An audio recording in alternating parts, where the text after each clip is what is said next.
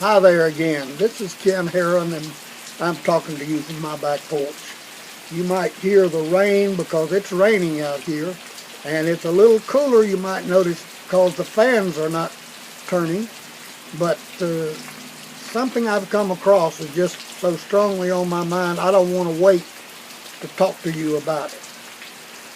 I was wondering if the president uh, could possibly put our country under martial law and take over himself the way Hitler did in Germany. Just assume leadership and not give anybody a chance to elect anybody else or not have another election. And I was wondering, could that possibly happen in America? Well, the first thing I came across was this document, which is the Defense Production Act of 1950 as amended. Now, this was amended on September the 30th, 2009, which is just after President Obama's last election, after he was reelected to serve another time. The amendments don't change it a whole lot, apparently, but they do make a few changes. What this is, the Defense Production Act, was when we started into the Korean War, the Congress passed this bill that gave the president the authority to require companies to manufacture certain needed war materials. And that's what this one was about. Now, the frightening one is a different one. It's this one. And it's entitled the Executive Order 13603 of March the 16th, 2012, and it's entitled the National Defense Resources Preparedness. Now, this is really frightening. It doesn't mention Congress. The Defense Production Act required the approval of Congress.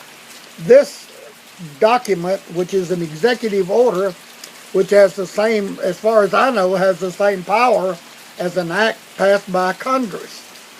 But he refers to the Defense Production Act of 1950 as if he is just simply clarifying it. But let me list some of the things that he says in clarification. In Part 1, Section 102, it says that these things that follow can be done in peacetime and in times of national emergency. Doesn't matter. We don't have to be attacked by somebody else in order for this to come into effect. The Secretary in Section 201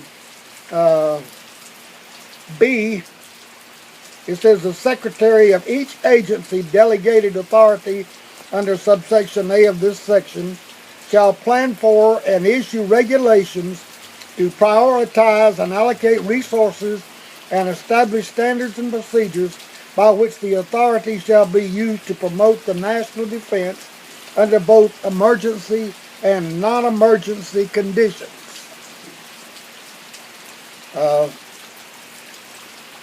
In Section 202, it says that the Secretary of Defense is responsible for chemical and biological weapons.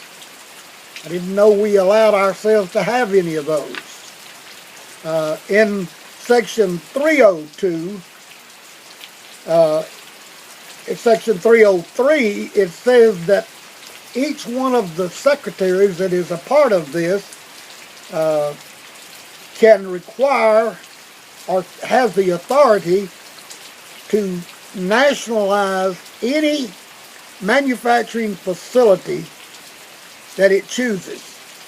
Any private plant, any private manufacturing facility can be taken over by the government and operated by the government in order to produce whatever the president thinks is necessary. And the amount of payment that this is to be given, the head of each agency engaged in procurement for the national defense is delegated the authority of the President under Section 303C to make subsidy payments after consultation with the Secretary of Treasury and the Director of OMB. Nothing to do with the man who owns the plant and wants to sell it.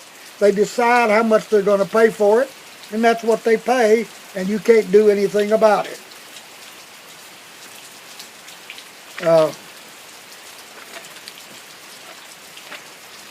In Section 308, a private industry plant, the government can install equipment in your plant, in your manufacturing company, and later force you to pay for the equipment.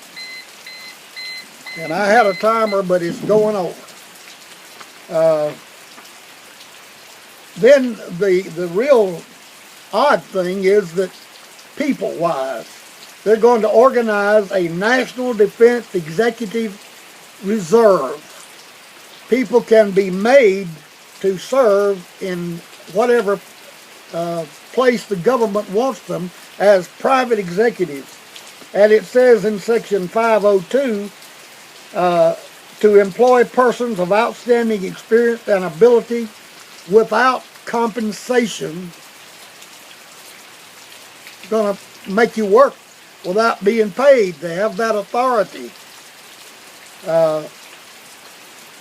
And then under Section 601(2), they're going to put the draft back in, and it's going to be up to the Director of Selective Service and the Secretary of Defense to put in the draft to make anyone they choose serve in the armed forces.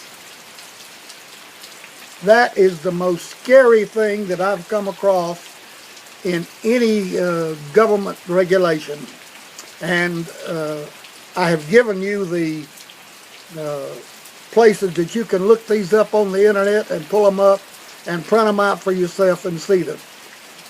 The President simply, if the government were to shut down October the 1st for any reason, the President can declare a national emergency and put this into effect, and he has got the sole authority. Congress is not involved in any of this. There's nothing that anybody can do. This is frightening. We know nothing about this man that's our president. He can't make a speech that he writes. He can't make a speech just standing and talking like the rest of us can, like I'm doing to you right now. He can't do that. He has to have it written on a teleprompter. He's not the smartest guy in the world.